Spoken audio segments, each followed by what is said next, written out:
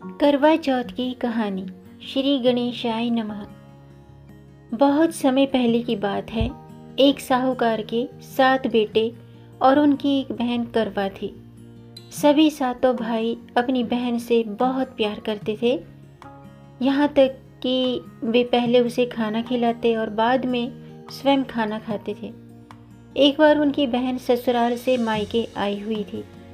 शाम को भाई जब अपना व्यापार व्यवसाय बंद करके घर आए तो देखा उनकी बहन बहुत व्याकुल थी। सभी भाई खाना खाने बैठे और अपनी बहन से भी खाना खाने का आग्रह करने लगे, लेकिन बहन ने बताया कि उसका आज करवा चौथ का निर्जल व्रत है और वह खाना सिर्फ चंद्रमा को देखकर उसे अर्घ देकर ही खाना खा सकती है। क्योंकि चंद्रमा अभी तक नहीं निकला था, इसलिए वह भूख प्यास से व्याकुल हो उठी थी। सबसे छोटे भाई को अपनी बहन की हालत देखी नहीं जाती और वह दूर पीपल के पेड़ पर एक दीपक जलाकर छलनी की ओट में दिया जला करके छलनी की ओट में रख देता है। दूर से देखने पर वो ऐसा प्रतीत होता है कि जैसे चतुर्थी का चांद उदित हो रहा हो। इसके बाद भाई अपनी बहन को बताता है कि चांद निकल आया है, तुम उसे अर्घ देने के बाद भोजन कर सकती हो। बहन खुशी के मारे सीढ़ियों पर चढ़कर चांद को देखती है, उसे अर्घ देकर खाना खाने बैठ जाती है। वह पहला टुकड़ा मुंह में डालती है तो उसे छींक आ जाती है, दूसरा टुकड़ा डालती है तो उसमें बाल निकल आता है और जैसे ही तीसरा टुकड़ा मुंह में डालने की कोशिश करती है तो उसके पति की मृत्यु का समाचार उसे मिलता है। वह बौखला जाती है। उसकी भाभियां उसे सच्चाई से अवगत कराती हैं कि उसके साथ ऐसा क्यों हुआ। करवा चौथ का व्रत गलत तरीके से टूटने के कारण देवता उससे नाराज हो गए हैं और उन्होंने ऐसा किया है। सच्चाई जानने के बाद करवा निश्चय करती है कि वह अपने पति का अंतिम संस्कार नहीं होने देगी और अपने सतीत्व से उन्हें पुनर्जीवन दिलाकर रहेगी। वह पूरे 1 साल तक अपने पति के शव के पास बैठी रहती है, उसकी देखभाल करती है। उसके ऊपर उगने वाली सोई नुमा घास को वह एकत्रित करती जाती है। 1 साल बाद फिर करवा चौथ का दिन आता है। उसकी सभी भाभियां करवा चौथ का व्रत रखती हैं। जब भाभियां उससे आशीर्वाद लेने आती हैं तो वे प्रत्येक भाभी से यम सुई ले लो, प्रिय सुई दे दो, मुझे भी अपने जैसी सुहागिन बना दो, ऐसा आग्रह करती हैं। लेकिन हर बार भाभी उसे अगली भाभी से आग्रह करने को कहकर चली जाती है। इस प्रकार जब 6 नंबर की भाभी आती है तो करवा उससे भी यही बात दोहराती है। यह भाभी उसे बताती है कि चूँकि सबसे छोटे भाई की वजह से उसका व्रत टूटा था, अतः उसकी पत्नी में ही शक्ति है कि वह तुम्हारे पति को दोबारा जीवित कर सकती है। इसलिए जब वह आए तो तुम उसे पकड़ लेना और जब तक वह तुम्हारे पति को जिंदा न कर दे तो उसे नहीं छोड़ना, ऐसा कहकर वह चली जाती है। सबसे अंत में छोटी भाभी आती है। करवा उनसे भी सुहागिन बनने का आग्रह करती है, लेकिन वह टालमटोल करने लगती है। इसे देख करवा उन्हें जोर से पकड़ लेती है और अपने सुहाग को जिंदा करने के लिए कहती है। भाभी उससे छुड़ाने के लिए नोचती है, खसोटती है, लेकिन करवा नहीं छोड़ती है। अंत में उसकी तपस्या को देख भाभी पसीज जाती है और अपनी छोटी उंगली को चीरकर उसमें से अमृत उसके पति के मुंह में डाल देती है। करवा का पति तुरंत श्री गणेशाय कहता हुआ उठकर बैठ जाता है। इस प्रकार प्रभु की कृपा से उसकी छोटी भाभी के माध्यम से करवा को अपना सुहाग वापस मिल जाता है। हे श्री गणेश, माँ गौरी, जिस प्रकार करवा को चिर सुहागन का वरदान आपसे मिला है, वैसा ही सब सुहागिनों को मिले। करवा माता की जय। ये थी करवा चौथ की सरल और संपूर्ण व्रत कथा। दोस्तों, करवा चौथ की एक नहीं लगभग 4 कथाएं प्रचलन में हैं, जिनसे जुड़ा हुआ करवा चौथ का ये त्यौहार है। और यानी कि एक कथा इस प्रकार है, कहते हैं एक बार देवताओं और दानवों में घोर युद्ध चल रहा था और उस युद्ध में देवताओं की हार हो रही थी। ऐसे में देवता ब्रह्मदेव के पास गए और रक्षा की प्रार्थना की। ब्रह्मदेव ने कहा कि इस संकट से बचने के लिए सभी देवताओं की पत्नियों को अपने अपने पतियों की रक्षार्थ व्रत करना चाहिए और सच्चे दिल से उनके विजय के लिए प्रार्थना करनी चाहिए। ऐसा करने पर सभी देवताओं की जीत होगी। ब्रह्मदेव के इस सुझाव को सभी देवताओं और उनकी पत्नियों ने खुशी खुशी स्वीकार किया। ब्रह्मदेव के कहे अनुसार कार्तिक माह की चतुर्थी के दिन सभी देवताओं की पत्नियों ने व्रत रखा और अपने पतियों यानी कि देवताओं की विजय के लिए प्रार्थना की। उनकी प्रार्थना स्वीकार हुई और युद्ध में देवताओं की जीत हुई। इस शुभ समाचार को सुनकर सभी देव पत्नियों ने अपना व्रत खोला और खाना खाया। उस समय आकाश में चांद भी निकल आया था। माना जाता है कि इसी दिन से करवा चौथ का व्रत रखा जाने लगा है। करवा चौथ से जुड़ी तीसरी पौराणिक कथा इस प्रकार है। कहते हैं कि करवा नाम की एक पतिव्रता धोबिन अपने पति के साथ तुंगभद्रा नदी के किनारे स्थित गांव में रहती थी। उसका पति बूढ़ा और निर्बल था।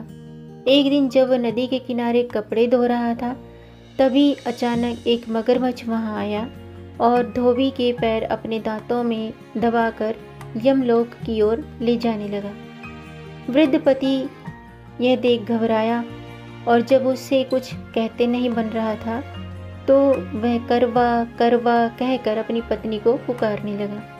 पति की पुकार सुनकर धोबिन करवा वहां पहुंची तो मगरमच्छ उसके पति को यमलोक पहुंचाने ही वाला था। तब करवा ने मगर को कच्चे धागे से बांध दिया और मगरमच्छ को लेकर यमराज के द्वार पहुंची। उसने यमराज से अपने पति की रक्षा करने की गुहार लगाई और साथ ही ये भी कहा कि मगरमच्छ को उसके इस कार्य के लिए कठिन से कठिन दंड देने का आग्रह किया और बोली, हे भगवान, मगरमच्छ ने मेरे पति के पैर पकड़ लिए हैं। आप मगरमच्छ को इस अपराध के दंड स्वरूप नरक भेज दें। करवा की पुकार सुनकर यमराज ने कहा, अभी मगर की आयु शेष है, मैं उसे अभी यमलोक नहीं भेज सकता। इस पर करवा ने कहा, अगर आपने मेरे पति को बचाने में मेरी सहायता नहीं की तो मैं आपको श्राप दूंगी और नष्ट कर दूंगी। करवा का साहस देखकर यमराज भी डर गए और मगर को यमपुरी भेज दिया। साथ ही करवा के पति को दीर्घायु होने का वरदान दिया। तब से कार्तिक कृष्ण पक्ष की चतुर्थी को करवा चौथ व्रत का प्रचलन में आया, जिसे इस आधुनिक युग में भी महिलाएं अपने पूरी भक्ति भाव के साथ इस व्रत को करती हैं और भगवान से अपने पति की लंबी उम्र की कामना करती हैं। करवा चौथ व्रत की चौथी कथा इस प्रकार है। एक बार पांडुपुत्र अर्जुन तपस्या करने नीलगिरी नामक पर्वत पर गए और जब बहुत काल तक लौटे नहीं तो द्रौपदी को चिंता सताने लगी। उन्होंने श्री कृष्ण भगवान का ध्यान किया और अपनी चिंता व्यक्त की। तब श्री कृष्ण ने कहा कि इस तरह का प्रश्न एक बार माता पार्वती ने शंकर जी से किया था। तब शंकर जी ने माता पार्वती को करवा चौथ का व्रत बतलाया। इस व्रत को करने से स्त्रियां अपने सुहाग की रक्षा हर आने वाले संकट से वैसे ही कर सकती हैं जैसे एक ब्राह्मण ने की थी। प्राचीन काल में एक शाकप्रस्थपुर वेद धर्मा ब्राह्मण था। उसके 7 लड़के और एक गुणवती लड़की वीरवती थी। एक बार लड़की मायके में थी, तब करवा चौथ व्रत पड़ा। उसने व्रत को विधि पूर्वक किया। पूरे दिन निर्जला रही, कुछ खाया पिया नहीं। पर उसके 7 भाई परेशान थे कि बहन को प्यास लगी होगी, भूख लगी होगी, पर बहन चंद्रोदय के बाद ही जल ग्रहण करेगी। भाइयों से रहा नहीं गया। उन्होंने शाम होते ही बहन को बनावटी चंद्रोदय दिखा दिया। एक भाई पीपल की पेड़ पर छलनी लेकर चढ़ गया और दीपक जलाकर छलनी से रोशनी उत्पन्न कर दी। तभी दूसरे भाई ने नीचे से बहन को आवाज़ दी कि देखो बहन, चंद्रमा निकल आया है, पूजन करके भोजन ग्रहण करो। बहन ने भोजन ग्रहण किया। भोजन ग्रहण करते ही उसके पति की मृत्यु हो गई। अब वह दुखी होकर विलाप करने लगी। तभी वहाँ से रानी इंद्राणी निकल रही थी। उनसे उसका दुख न देखा गया। ब्राह्मण कन्या ने उनके पैर पकड़ लिए और अपने दुख का कारण पूछा। तब इंद्राणी ने बताया, तूने बिना चंद्र दर्शन किए करवा चौथ का व्रत तोड़ दिया है, इसलिए यह कष्ट मिला है। अब तो वर्ष भर की चौथ का व्रत नियम पूर्वक करना, यानी कि अगले वर्ष जब करवा चौथ का व्रत आए तो नियम पूर्वक करना, तो तेरा पति जीवित हो जाएगा।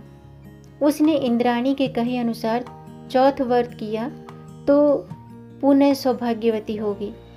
यह कथा सुनकर द्रौपदी ने यह व्रत किया और अर्जुन सकुशल मनोवांछित फल प्राप्त कर वापस लौट आए। तभी से अपने अखंड सुहाग के लिए हिंदू महिलाएं करवा चौथ व्रत करती हैं। ये थी करवा चौथ व्रत से जुड़ी पौराणिक लोक कथाएं। उम्मीद है दोस्तों आपको ये जानकारी, ये करवा चौथ की व्रत कथा पसंद आई होगी। अगर आपको ये जानकारी, ये व्रत कथा, ये वीडियो पसंद आया हो तो लाइक कीजिए, लाइक के बटन को प्रेस कर दीजिए और इस जानकारी को, इस व्रत कथा की वीडियो को आप अपनी फैमिली में, अपने फ्रेंड्स में ज़्यादा से ज़्यादा शेयर भी कर दीजिए ताकि औरों को भी इससे लाभ प्राप्त हो। और अगर आपका कोई प्रश्न है या कोई सुझाव है तो कमेंट बॉक्स में ज़रूर लिखिएगा। मेरे चैनल को सब्सक्राइब ज़रूर कीजिएगा ताकि आने वाली वीडियो देख सकेंगे आप सबसे पहले। और वीडियो को अंत तक देखने के लिए दोस्तों आपका बहुत बहुत धन्यवाद। दोस्तों करवा चौथ से जुड़ी मैंने बहुत सारी जानकारी, यानी कि बहुत सारी वीडियो अपलोड की हैं, तो प्लीज़ मेरे चैनल पर विजिट कीजिए और उन वीडियोस को देखिए। मैंने करवा चौथ पर किस रंग के वस्त्र पहने और किन नियमों का ध्यान रखना चाहिए, करवा चौथ के व्रत से जुड़े खास नियम, और करवा चौथ व्रत का शुभ मुहूर्त क्या है, तो आप इन वीडियोस को देखिए और पसंद आने पर लाइक भी कीजिए और शेयर भी कीजिए। मिलेंगे नई जानकारी के साथ, तब तक आप खुश रहें, स्वस्थ रहें, अपना ख्याल रखें और अपनों का भी ख्याल रखिएगा। जय श्री हरि, हर हर महादेव। करवा चौथ व्रत की आप सबको हार्दिक शुभकामनाएं।